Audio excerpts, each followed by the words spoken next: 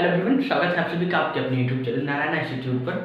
Dear friends, last class में हमने देखा था कि कैसे हम सिंपल सेंटेंसेस को कंबाइन करके कंपाउंड सेंटेंस बनाते थे, ठीक है। और कंपाउंड सेंटेंसेस को हमने बहुत अच्छे से पढ़ लिया था, ठीक है। और आज की क्लास में हम शुरुआत करेंगे कि कैसे हम सिंपल सेंटेंसेस को कंबाइन करके कॉम्प्लेक्स सेंटेंस बनाते हैं। बट फ्रेंड्स, कॉम्प्लेक्स सेंटेंस जिसका हिंदी मीनिंग होता है मिश्रित वाक्य, ठीक है। यहाँ पर पहले समझ लेते हैं कॉम्प्लेक्स सेंटेंस मतलब मिश्रित वाक्य। अब इसमें क्या होता है कॉम्प्लेक्स सेंटेंस में, इसमें एक प्रिंसिपल क्लास होता है, ठीक है, और एक सबऑर्डिनेट क्लास होता है। तो जो सबऑर्डिनेट क्लास होता है वो प्रिंसिपल क्लास पर आश्रित होता है, क्योंकि सबऑर्डिनेट क्लास मतलब होता ही है आश्रित उपवाक्य और प्रिंसिपल क्लास मतलब होता है प्रधान उपवाक्य। तो जो प्रधान उपवाक्य होता है वो किसी पर आश्रित नहीं होता, अपना मीनिंग खुद दे सकता है, ठीक है। इसलिए वो बिना किसी कंजंक्शन से शुरुआत होती है उसकी। लेकिन जो सबऑर्डिनेट क्लास होता है उसकी शुरुआत हमेशा कंजंक्शन से होती है। अब यहाँ पर समझते हैं, इसमें एक प्रिंसिपल क्लास होता है और कम से कम एक सबऑर्डिनेट क्लास होता है जो प्रिंसिपल क्लास पर आश्रित होता है। कौन? सबऑर्डिनेट क्लास प्रिंसिपल क्लास पर आश्रित होता है। प्रिंसिपल क्लास बिना किसी कंजंक्शन से शुरू होता है। क्यों शुरू होता है? क्योंकि ये अपने आप में प्रधान वाक्य होता है, किसी पर आश्रित नहीं होता है। लेकिन जो हमारा सबऑर्डिनेट क्लास होगा वो कंजंक्शन से शुरू होगा। आइए देखते हैं यहाँ पर सबऑर्डिनेट क्लास यानी आश्रित उपवाक्य। अब ये हमारे सबऑर्डिनेट क्लास तीन प्रकार के होते हैं। यहाँ पर देखिए, नाउन क्लास, ठीक है, यानी संज्ञा उपवाक्य, एडजेक्टिव क्लास यानी विशेषण उपवाक्य, और एडवर्ब क्लास यानी क्रिया विशेषण उपवाक्य। तो हम बारी बारी देखेंगे। पहले हम देखेंगे नाउन क्लास को, फिर एडजेक्टिव को, फिर एडवर्ब क्लास को। तो आइए समझते हैं नाउन क्लास को और देखते हैं कि कैसे नाउन क्लास का प्रयोग करके हम सेंटेंसेस को कंबाइन करते हैं और कॉम्प्लेक्स सेंटेंस बनाते हैं। तो डिफरेंट बहुत ही ध्यान से समझेंगे। और अगर आपको यूपी बोर्ड के स्टूडेंट भैया और कर रहे हो यूपी बोर्ड एग्जाम 2023 की तैयारी, तो तुरंत कर लीजिए आप चैनल को सब्सक्राइब, ठीक है, ताकि आप भी बोर्ड एग्जाम में इंग्लिश के सब्जेक्ट में 95+ मार्क पा सकें। दोस्तों आइए शुरू करते हैं शानदार class. Let's start the video. But friend, पहले हम समझ लेते हैं नाउन क्लास को बहुत ही अच्छे से। देखिए यहाँ पर नाउन क्लास, ठीक है, यानी संज्ञा उपवाक्य। इसकी परिभाषा क्या होती है? यदि पहले वाक्य में दिए हुए फैक्ट या स्टेटमेंट को दूसरे वाक्य में स्वीकार अथवा अस्वीकार किया जाता है, ठीक है, अथवा पहले वाक्य में दूसरे को स्पष्ट किया जाता है, ठीक है, जो पहले वाक्य में फैक्ट या कथन दिया गया है उसे दूसरे वाक्य में स्पष्ट किया जाता है, तो उस दूसरे वाक्य को नाउन क्लास माना जाता है।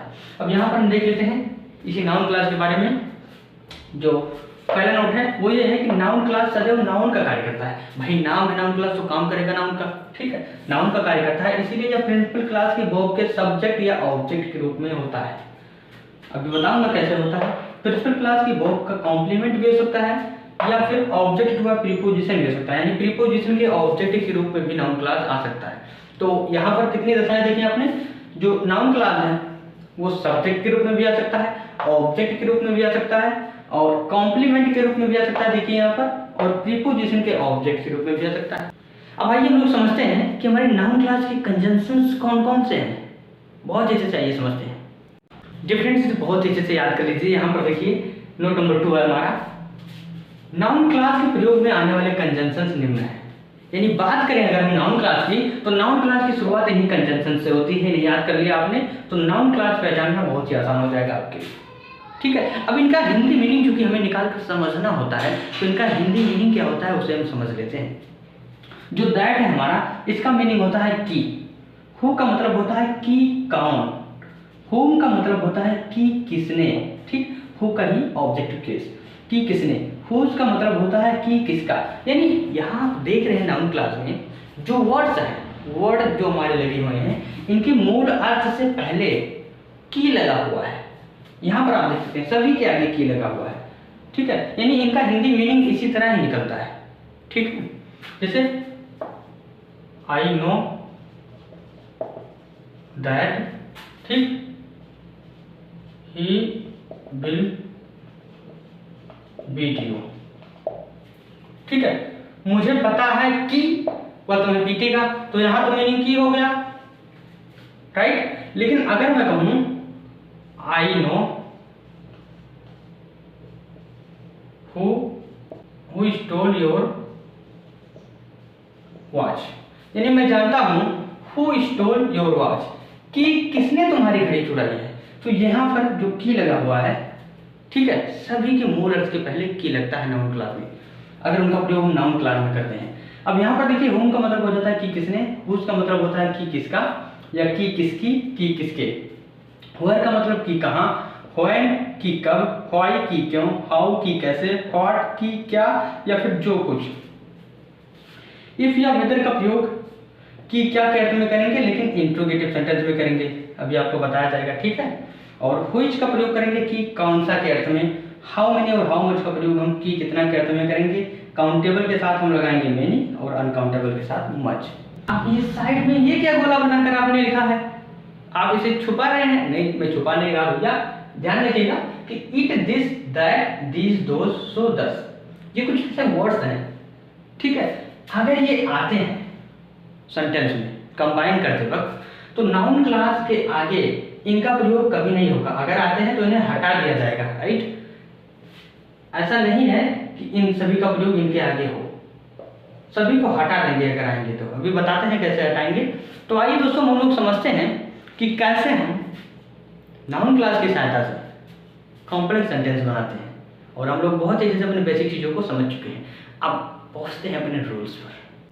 डिफरेंस आइए समझते हैं अपने नाउन क्लास के रूल नंबर फर्स्ट को। यहाँ पर देखिए रूल नंबर फर्स्ट, यदि दो सिंपल सेंटेंसेस में से एक में समथिंग, ठीक है, या एनीथिंग का प्रयोग है तो उसे हॉट से शुरू होने वाला नाउन क्लास बनाएंगे। और यदि समवेयर का प्रयोग है, ठीक है, समवेयर है तो वेयर से प्रारंभ होने वाला नाउन क्लास बनाएंगे, ठीक है। यानी कहने का मतलब ये है कि समथिंग या एनीथिंग के स्थान पर हम हॉट कर देंगे और समवेयर के स्थान पर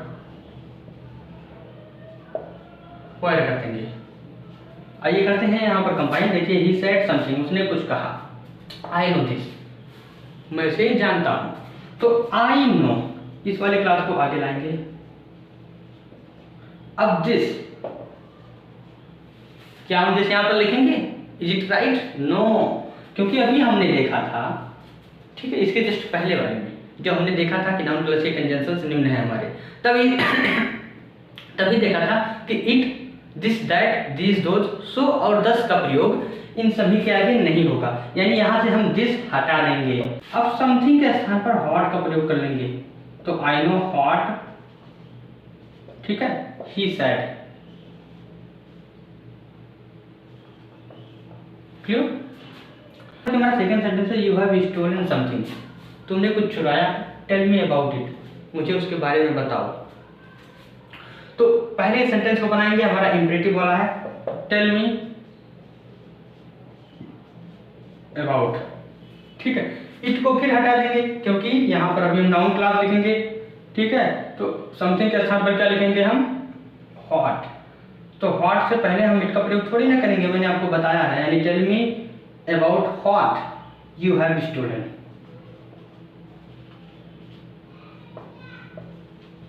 ठीक।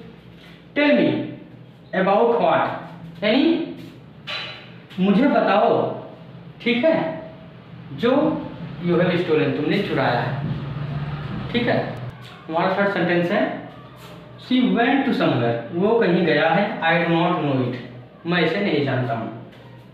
तो आई do not no, I do not no, मैं नहीं जानता हूं। समवेयर को हटा देंगे और केवल वेयर लिखेंगे।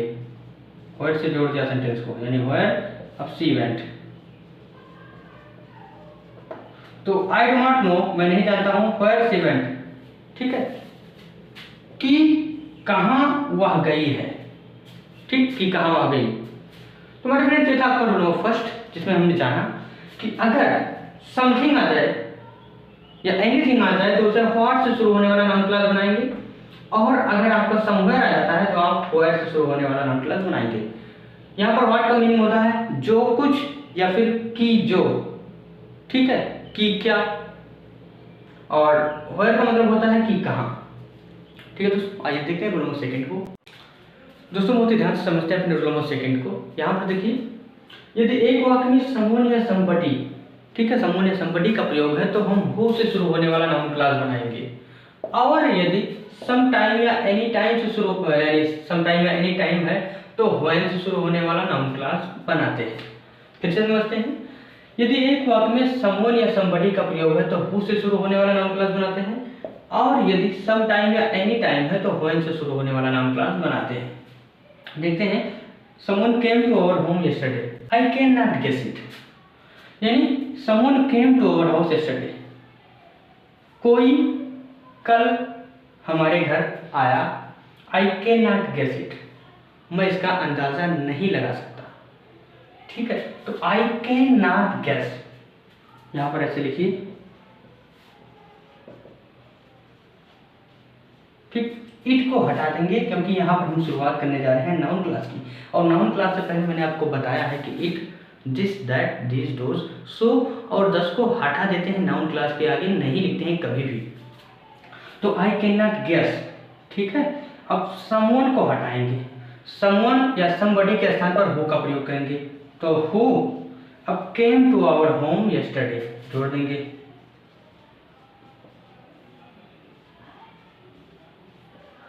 home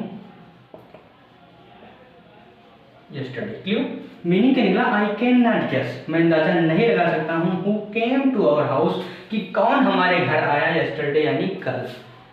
ठीक है, बहुत ही ध्यान से समझिएगा दोस्तों, इसी में से कोई सा भी क्वेश्चन आपकी बोर्ड एग्जाम में आ सकता है, बहुत ही इंपॉर्टेंट टॉपिक है फ्रेंड। देखिए सेकंड है, somebody will give you a book, यानी कोई, somebody मतलब होता है कोई तुम्हें एक किताब देगा, I know that, मैं जानता हूँ।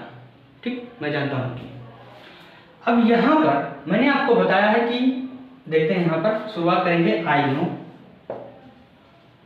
मैं जानता हूँ, फिर दैट को यहाँ पर लिखेंगे। क्यों लिखेंगे भैया, हटा देंगे, मैंने आप बताया है कि दिस, दैट, दिस, दोस को हटा देंगे बाबू, यानी आई नो। अब somebody के स्थान पर हु का प्रयोग करेंगे, तो हु, अब विल, फिर लिखेंगे गिव यू आ बुक। यहाँ पर हु का प्रयोग, इसका मतलब ऐसा नहीं कि क्वेश्चन मार्क लगाएंगे, नहीं, क्वेश्चन मार्क नहीं लगेगा हमारा।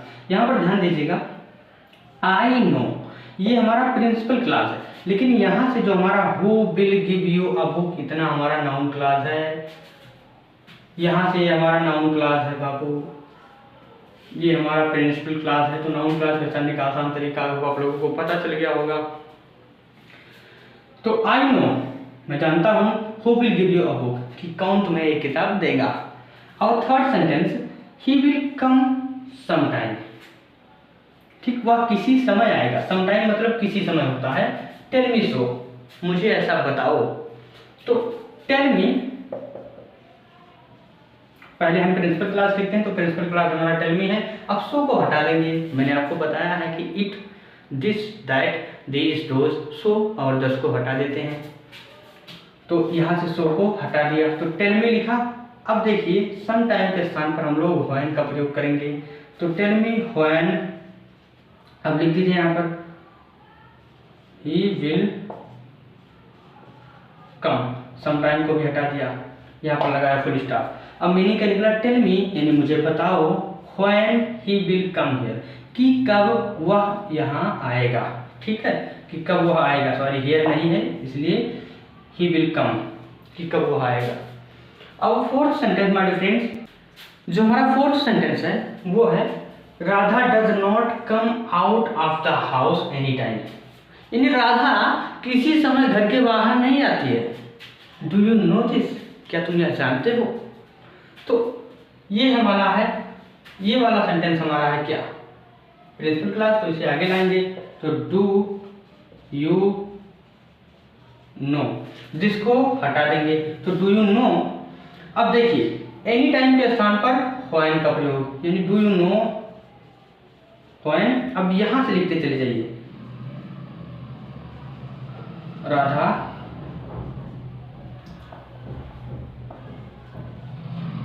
डज नॉट, ठीक है, कम out of the house, last में फुल स्टॉप। तो डू यू नो, क्या तुम जानते हो, व्हेन राधा, यानी कि कब Radha does not come out of the house, कि कब राधा घर के बाहर नहीं आती। तो डियर फ्रेंड्स, ये था आपका रोल नंबर सेकंड। इसमें अपन लोगों ने जाना कि यदि एक वाक्य में समवन या समबडी का प्रयोग है तो हु से शुरू होने वाला नाउन क्लास, और यदि एक वाक्य में सम टाइम या एनी टाइम का प्रयोग है तो उसे हम व्हेन से शुरू होने वाला नाउन क्लास बनाएंगे। तो दोस्तों आई होप आप लोग अच्छे से समझ चुके होंगे। आइए समझते हैं अपने रूल नंबर थर्ड को। तो समझते हैं रूल नंबर थर्ड को। यहाँ पर देखिए रूल नंबर थर्ड, यदि दो सिंपल सेंटेंस में से किसी एक में काज या फिर रीजन, ठीक है, शब्द का प्रयोग है तो उसे प्रिंसिपल क्लास बनाकर रखेंगे। यानी जो काज है ये रीजन है, इसे हम लोग प्रिंसिपल क्लास बनाएंगे, यानी इसे हम पहले लिखेंगे, ठीक है, ये हमारा प्रिंसिपल क्लास होगा। तो उसे प्रिंसिपल क्लास बनाकर रखेंगे। काज या रीजन को हटा देंगे और व्हाई का प्रयोग करके दूसरे वाक्य को नाउन क्लास बनाकर रखेंगे। तो देखिए काज या रीजन सेकंड वाले सेंटेंस में है। पहले इसकी मीनिंग को समझ लेते हैं। ही सेड, वह दुखी है। आई डू नॉट नो, मैं नहीं जानता हूँ। इट्स काज, यानी इसका कारण। तो काज या रीजन वाला शब्द यहाँ पर देखिए इस सेंटेंस में है, तो इसे हम बनाएंगे प्रिंसिपल क्लास। तो बनाइए, आई डू नॉट नो। अब इट्स काज, इतने को हम हटा देंगे, ठीक है, तो आई डू नॉट नो। अब देखिए व्हाई का प्रयोग करेंगे। यहाँ पर व्हाई का प्रयोग करके हम दूसरे वाले सेंटेंस को नाउन क्लास बनाएंगे। तो आई do not know why he is sad, ठीक है, आई डू नॉट नो, मैं नहीं जानता हूँ, व्हाई, कि क्यों, ही इज सैड, वह दुखी है। डिफरेंस हमारा सेकंड सेंटेंस है, वो है गरिमा फेल्ड अगेन, गरिमा दोबारा फेल हो गई। ही डज नॉट नो, ठीक, वह नहीं जानता है, इट्स रीजन, इसका कारण। तो इट्स रीजन लगा हुआ है, यानी ये वाला हमारा नाउन क्लास न बनाकर इसे हम प्रिंसिपल क्लास बनाएंगे। यानी ही डज नॉट नो,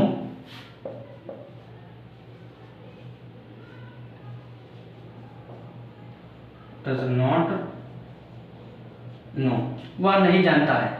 अब यहां पर लिखेंगे व्हाई और यहां से लिखेंगे Garima failed again, why Garima failed again. Meaning क्या निकला इसका?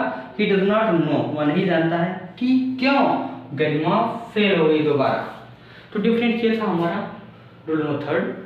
यहाँ पर क्या कह रहा है कि यदि तो सिंपल सेंटेंसेस में से किसी एक में काज या रीजन शब्द लगा रहे, ठीक है, तो उसे हम प्रिंसिपल क्लास बनाएंगे और यह काज और रीजन को हटा देंगे। उसके बाद में व्हाई का प्रयोग करके सेकंड जो हमारा दूसरा अन्य वाक्य होगा उसे हम नाउन क्लास बनाएंगे। क्लियर? तो ये समझ सकते हैं अपने रूल नंबर फोर्थ को। दोस्तों आज की क्लास का लास्ट रूल यहाँ पर समझते हैं। रूल नंबर फोर्थ, यदि दो सिंपल सेंटेंसेस में से किसी एक में rumour, information, message, report, idea, fact, truth या स्टेटमेंट, कौन कौन से वर्ड्स हुए हमारे? र्यूमर यानी अफवाह, इंफॉर्मेशन यानी सूचना, मैसेज, मैसेज माने सूचना ही हुआ, ठीक है, संदेश, report, idea, fact, fact means तथ्य, ट्रूथ मीन्स सत्यता, स्टेटमेंट मीन्स कथन, रिपोर्ट माने कोई आंकड़ा, ठीक है, तथ्य, आइडिया, मतलब ऐसे वर्ड्स, ठीक है, शब्द का प्रयोग है अगर, तो उस शब्द को प्रिंसिपल क्लास, ठीक है, प्रिंसिपल क्लास का सब्जेक्ट बनाना चाहिए और उसके बाद दैट का प्रयोग करके अन्य वाक्य जो हमारा दूसरा वाक्य होता है उसे रखना चाहिए। फिर जो हमारा उस सब्जेक्ट का वर्ब बचा होता है प्रिंसिपल क्लास का उसे रखना चाहिए। आइए करते हैं कंबाइन, समझते हैं यहाँ पर। अब first sentence, Mrs Sonia Gandhi has made a great sacrifice, यानी श्रीमती सोनिया गांधी ने, ठीक है, बहुत ही बड़ा बलिदान दिया। दिस स्टेटमेंट इज ट्रू, यह कथन सही है। तो देखिए क्या लगा हुआ है भैया? स्टेटमेंट। तो स्टेटमेंट लगा हुआ मिल गया। अब क्या करेंगे? शब्द का प्रयोग है तो उस शब्द को प्रिंसिपल क्लास का सब्जेक्ट बनाएंगे। यानी यहां पर क्या लिखेंगे? The statement. अब दैट लगाएंगे हम, द स्टेटमेंट दैट। अब यहां से लिखेंगे Mrs Sonia Gandhi has made a great sacrifice. इस पूरे सेंटेंस को लिखेंगे हम, ठीक है, यानी Mrs Sonia Gandhi has made a great sacrifice. अब यहां पर लगाएंगे कॉमा। यहां से हमने स्टेटमेंट शब्द को उठाया था तो बचा क्या था हमारा? इज ट्रू ना, तो इज ट्रू को कॉमा लगाकर लिख देंगे, इज ट्रू। मीनिंग इसका क्या होता है भैया? द स्टेटमेंट यानी कथन दैट की Mrs Sonia Gandhi has made a great sacrifice, कि श्रीमती सोनिया गांधी ने, ठीक है, बहुत ही बड़ा बलिदान दिया है, इज ट्रू, सत्य है। और second sentence, he has died of cancer, वह कैंसर से मरा है। This rumour is not right, यानी यह अफवाह इज नॉट राइट, सही नहीं है। तो दिस रूमर, ठीक है, यहां पर इसे हम सब्जेक्ट बनाएंगे, लेकिन दिस को हम दा में बदल देंगे, ठीक है, क्योंकि देखिए यहां पर हो जाएगा द रूमर। अब हम लिखेंगे यहां पर दैट, तो द रूमर, और इतने को छोड़ देंगे, इज नॉट राइट, इसे सबसे लास्ट में भी लिखेंगे। अब he has died of cancer पूरा लिख दीजिए यहां से, तो the rumour that he has died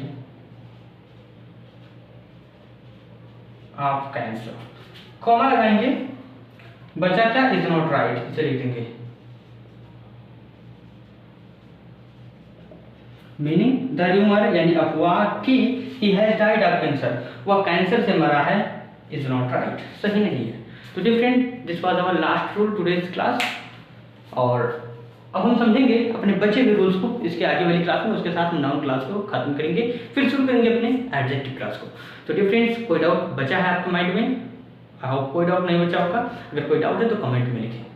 और दोस्तों, अगर आपको वीडियो पसंद है तो प्लीज़ वीडियो को लाइक करें, चैनल पर नहीं चैनल को सब्सक्राइब कर लें। अगर आप यूपी बोर्ड के स्टूडेंट हैं तो चैनल को सब्सक्राइब कर लें, क्योंकि स्पेशली आप ही के लिए यहाँ पर क्लासेस कंटिन्यू हो रही हैं। तो डियर फ्रेंड्स, जैसा कि आप लोग जानते हैं, हम लोग की क्लासेस टाइमिंग है पर डे इवनिंग 8 PM। तो 8 बजे आप लोग आ जाया करिए, बढ़िया से क्लासेस को ज्वाइन करिए, अच्छे से पढ़िए, कोई डाउट हो तो बताइए। ओके, तो डियर फ्रेंड्स, मिलेंगे कल शाम 8 बजे। Till then keep learning, keep watching, keep improving yourself. See you tomorrow. Good night to all of you my dear friends.